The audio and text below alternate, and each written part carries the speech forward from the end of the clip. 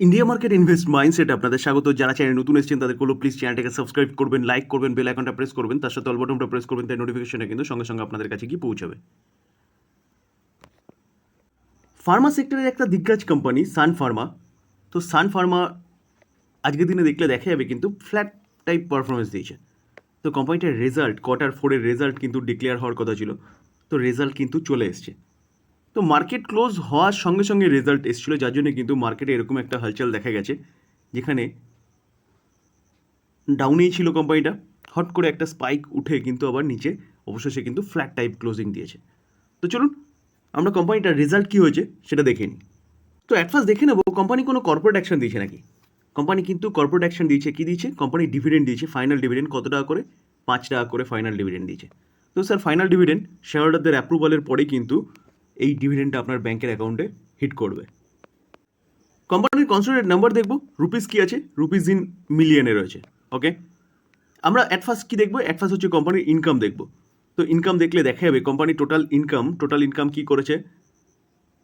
দেখুন 1,13,000 এক বছর আগে, 1,26,000 আগের কোয়ার্টারে, 1,25,000 এই কোয়ার্টারে।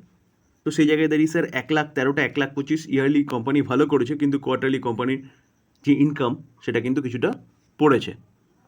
তো এবার কি দেখবো? এবার টোটাল এক্সপেন্সেস, কারণ এক্সপেন্সেস হচ্ছে আরেকটা ফ্যাক্টর। এক্সপেন্সেস কন্ট্রোল করলে কোম্পানি কী করবে? প্রফিটটা ভালো হবে। তো এক বছর আগে 88,900, আগের কোয়ার্টারে 95,600, এই কোয়ার্টারে 96,700। তো কোম্পানির ইয়ারলি যে এক্সপেন্সেস সেটা বেড়েছে, কোয়ার্টারলি কিন্তু এক্সপেন্সেসও বেড়েছে। তো যেখানে কোম্পানির কোয়ার্টারলি ইনকাম কমেছে সেখানে কিন্তু এক্সপেন্সেস বেড়েছে, এটা কিন্তু একটা বাজে সাইন বলতে পারেন। তো এবার আমরা কি দেখব? এবার আমরা হচ্ছে প্রফিট দেখব, যেই প্রফিটটা হচ্ছে এক্সেপশনাল আইটেম বা অ্যাডজাস্টমেন্টের আগে। তো দেখলে দেখা যাবে, দেখুন এক বছর আগে 24,111, আগের কোয়ার্টারে 30,700, এই কোয়ার্টারে 29,171। তো এটা শুধু ইনকাম মাইনাস এক্সপেন্সেস করলে পরে যে প্রফিট সেটা কিন্তু পেলাম। এবার আমরা চলে যাব নেট প্রফিট বা প্রফিট ফর দ্য পিরিয়ড, যেটা হচ্ছে কোম্পানির ঘরে ঢুকবে ট্যাক্স এবং অ্যাডজাস্টমেন্ট বাদ দিয়ে। তো দেখলে দেখা যাচ্ছে কোম্পানি এক বছর আগে 19,800, আগের কোয়ার্টারে 25,200, এই কোয়ার্টারে কিন্তু 26,545। তো এই প্রফিটে দেখলে দেখতে পারবেন যে সিনারিটা পুরো চেঞ্জ হয়ে গেছে, যে কি 19,800টা 26,500 হয়েছে এবং 25,200টা 26,500 হয়েছে। এখানে কিন্তু ইয়ারলি এবং কোয়ার্টারলি কোম্পানি প্রফিট শো করেছে। তো এই প্রফিটটা আসছে কোথা থেকে? যদি আমরা সেটা দেখার চেষ্টা করি তাহলে দেখলে দেখা যাবে কোম্পানি কিন্তু যে ট্যাক্স বাবদ যে খরচাটা সেটা এইবার কিন্তু অনেক কম হয়েছে। 1,489, যেটা 4,323 হয়েছে আগের কোয়ার্টারে, এবং এক বছর আগে 2,229 হয়েছে। তো অবশেষে কোম্পানি কিন্তু একটা ভালো প্রফিট দেখেছে ট্যাক্সের জন্য। তো স্যার ইপিএসও আমরা তাই দেখব। তো দেখলে দেখা যাবে, দেখুন 8.3 এক বছর আগে, 10.5 আগের কোয়ার্টারে, 11.1 হচ্ছে এই কোয়ার্টারে। তো স্যার কোম্পানি যে রেজাল্ট প্রেজেন্ট করেছে সেই রেজাল্টটা কিন্তু মোটামুটি ঠিকঠাক আছে বলা যেতে পারে। এবার মার্কেট কীরকমভাবে নেয় সেটা হচ্ছে আমরা কিন্তু কালকে দেখতে পারবো। দেখুন আমরা যদি এস্টিমেটটাকেও দেখি তাহলে দেখলে দেখা যাবে এস্টিমেটটা বিট করেছে কত? 17.34% হারে, যেখানে ইপিএসটা শো করছে কত? মার্কেট এক্সপেক্ট করছিল ইপিএস 9.80 হওয়ার কথা ছিল, সেটা কিন্তু ইপিএস বেড়ে হয়েছে কত? 11.50, যেখানে রেভিনিউটা কিন্তু কমেছে, মার্কেটের এক্সপেক্ট অনুযায়ী হয়নি। তো ওভারঅল বলা যেতে পারে কোম্পানি কিন্তু ভালো পারফরমেন্স করেছে। তো দেখুন আমরা যদি দেখি তাহলে এক বছরে কোম্পানিটা কীরকম 65% রিটার্ন দিয়েছে। আমরা যদি 5 বছরে দেখি দেখলে দেখাবে কোম্পানিটা 270% রিটার্ন দিয়েছে। তো কোম্পানি ভালো পারফরমেন্স করছে। ফার্মাসিউটিক্যাল কোম্পানি, লার্জ ক্যাপ ক্যাটাগরির কোম্পানি, তো এই কোম্পানি কিন্তু আপনি লং টার্মের জন্য চিন্তাভাবনা করতে পারেন, যেখানে কোম্পানির রেজাল্ট কিন্তু মোটামুটি ঠিকঠাক আছে বলা যেতে পারে। নাইকা, দেখুন নাইকা এই কোম্পানিটার রেজাল্ট ডিক্লেয়ার হওয়ার কথা ছিল, রেজাল্ট চলে এসছে। তো দেখুন আজকের দিনে কিন্তু প্রায় 1%-এর কাছাকাছি কোম্পানিটা আপসাইড মুভমেন্ট দেখিয়েছে। তো চলুন আমরা দেখে নিই কোম্পানির রেজাল্ট কী করেছে। আমরা কোম্পানির কনসোলিডেটেড নাম্বারে এসেছি। রুপিস কী আছে? রুপিস ইন মিলিয়নে রয়েছে। ওকে, সিকোয়েন্স দেখলে দেখা যাবে March 23, December 23, March 24, সিকোয়েন্স একদম ঠিকঠাক আছে। এবার আমরা কোম্পানির কিন্তু টোটাল ইনকামে চলে যাব। তো টোটাল ইনকামে গেলে দেখলে দেখা যাবে, দেখুন ইনকাম এক বছর আগে কী করেছিল? 13,114, আগের কোয়ার্টারে 17,963, এই কোয়ার্টারে 16,750। তো অ্যাজ ইট ইজ কিন্তু সানফার্মার মতন ইয়ারলি কোম্পানির ইনকাম বেড়েছে এবং কোয়ার্টারলি কিন্তু কোম্পানির ইনকাম কমেছে। চলুন এবার খরচাটা দেখে নিই আমরা। তো টোটাল এক্সপেন্সেস দেখলে দেখা যাবে এক বছর আগে কোম্পানি কী করেছে? এক বছর আগে 13,028, আগের কোয়ার্টারে 17,698, এই কোয়ার্টারে 16,554। তো কোম্পানির ইয়ারলি খরচা বেড়েছে কিন্তু কোয়ার্টারলি খরচা কমেছে, এটা একটা ভালো দিক বলতে পারেন। এবার আমরা কি করব, প্রফিট বিফোর ট্যাক্স। তো প্রফিট বিফোর ট্যাক্স যেই প্রফিটটা হচ্ছে ইনকাম মাইনাস এক্সপেন্সেস করলে পাওয়া যায় সেটা দেখে নেব। তো 86.29 এক বছর আগে, আগের কোয়ার্টারে 264.89, এই কোয়ার্টারে 195.62। তাহলে ইয়ারলি কোম্পানির যে প্রফিট সেটা বেড়েছে, কোয়ার্টারলি কিন্তু কোম্পানির প্রফিট অনেকটাই কমে গেছে। তো এবার আমরা মেন প্রফিট দেখবো, যে প্রফিট ফর দ্য পিরিয়ড বা নেট প্রফিট যাই বলুন না কেন, সেটা কিন্তু সব রকম অ্যাডজাস্টমেন্ট এবং ট্যাক্স বাদ দিয়ে দেখলে দেখা যাবে কোম্পানি 22.75 এক বছর আগে, আগের কোয়ার্টারে 174.54, এই কোয়ার্টারে 90.71। তো ইয়ারলি কোম্পানির প্রফিট প্রায় 4.5 গুণ হয়ে গেছে, কোয়ার্টারলি কিন্তু কোম্পানির প্রফিট হাফের কাছাকাছি হয়েছে। তো ইয়ারলি কোম্পানি কিন্তু ভালো করেছে বলতে পারেন। তো স্যার কোম্পানি যে রেজাল্টটা প্রেজেন্ট করেছে না, সেই রেজাল্টটা কিন্তু ইয়ারলি কোম্পানি ভালো করেছে, কোয়ার্টারলি কোম্পানির প্রফিট হাফ হয়ে গেছে। তো এখন দেখার বিষয় যে মার্কেট এই রেজাল্টটাকে কীভাবে নেয়।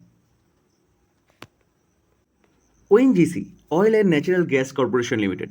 তো ওএনজিসিকে দেখলে দেখা যাবে, দেখুন আজকের দিনে 0.54% একটা নেগেটিভ রিটার্ন দিয়েছে। তো এই কোম্পানি কিছুদিন আগে কিন্তু রেজাল্ট ডিক্লেয়ার করেছিল, রেজাল্টটা কিন্তু যথেষ্ট ভালো হয়েছে। চলুন আমরা একটু রেজাল্টের ওভারভিউটা দেখে নিই। আমরা যদি কোম্পানিটার ইনকাম দেখি তাহলে দেখলে দেখা যাবে, দেখুন ইনকাম কোম্পানি 1,66,000, যেটা আগের কোয়ার্টারে 1,65,000 ছিল, বেড়েছে। এবং এক বছর আগে যদি দেখি তাহলে দেখলে দেখা যাবে সেটা কত ছিল, অনলি ফর হচ্ছে 1,64,000। তো 1,64,000 থেকে 1,66,000 হয়েছে ইয়ারলি এবং কোয়ার্টারলি কোম্পানির যে ইনকাম সেটা কিন্তু বেড়েছে। তো এবার আমরা সরাসরি প্রফিটে চলে যাব। দেখুন কোম্পানি হচ্ছে 11,527 এই কোয়ার্টারে, যেটা আগের কোয়ার্টারে 11,104। তো ইয়ারলি কোয়ার্টারলি কিন্তু বেড়েছে। এবং এক বছর আগে যদি দেখি তাহলে কোম্পানির প্রফিট ছিল কত, 6,400। তো 6,400টা 11,500 হয়েছে, তো ডবল হয়ে গেছে প্রফিট প্রায়। তো সেই জায়গায় স্যার কোম্পানির প্রফিট কিন্তু যথেষ্ট বেড়েছে, তো ভালো করেছে বলা যেতে পারে ইয়ারলি। কোম্পানি কোয়ার্টারলিও কোম্পানির প্রফিট বেড়েছে। তো এই কোম্পানি নিয়ে কিন্তু একটা ভালো নিউজ পাওয়া যাচ্ছে। চলো নিউজটা কী পাওয়া যাচ্ছে সেটা দেখি। দেখুন কোম্পানি তার রেজাল্টের সাথে কিন্তু ডিভিডেন্ডও দিয়েছে। তো ওএনজিসিকে নিয়ে ব্রোকারেজরা কিন্তু বুলিশ। তারা বলছে যে কোম্পানি যে জায়গায় ট্রেড করছে সেটা কিন্তু চিপ ভ্যালুয়েশনে চলছে। তো সেখান থেকে 40%, মানে এইখান থেকে কোম্পানিটার 40% আপসাইডের মুভমেন্টের কথা বলছে। কে বলছে? জেফ্রিস, একটা বিদেশি ব্রোকিং হাউস। দেখুন এই আর্টিকেল দেখলে দেখতে পারবেন যে international broking house Jefferies target কত দিচ্ছে, 390। তো কারেন্ট মার্কেট প্রাইস থেকে কিন্তু 40% ওপরে ওঠার কথা বলছে। তো যদি কারেন্ট মার্কেট প্রাইস দেখি তাহলে দেখলে দেখা যাবে কোম্পানিটার কারেন্ট মার্কেট প্রাইস কিন্তু 278।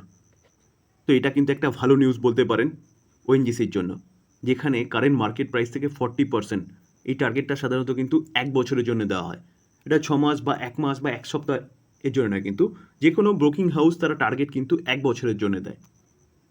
তো স্যার এটা একটা ভালো নিউজ ওএনজিসির জন্য, যেখানে তারা বলছে যে ওএনজিসি যেখানে ট্রেড করছে সেটা কিন্তু আন্ডার ভ্যালু।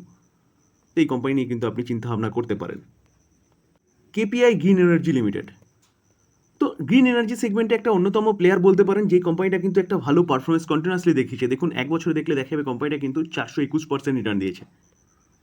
তো কোম্পানিটা 5 বছর যদি দেখি তাহলে 8,600% রিটার্ন দিয়েছে। তো এই কোম্পানিটা এতটা রিটার্ন দেওয়ার পিছনে যদি কারণ বলেন তাহলে কারণ হচ্ছে কোম্পানিটা যেই সেগমেন্টে কাজ করছে, অর্থাৎ রিনিউয়েবল সেগমেন্টে কাজ করছে। কোম্পানিটা সোলার এনার্জি, রুপটপ নিয়ে কাজ করছে।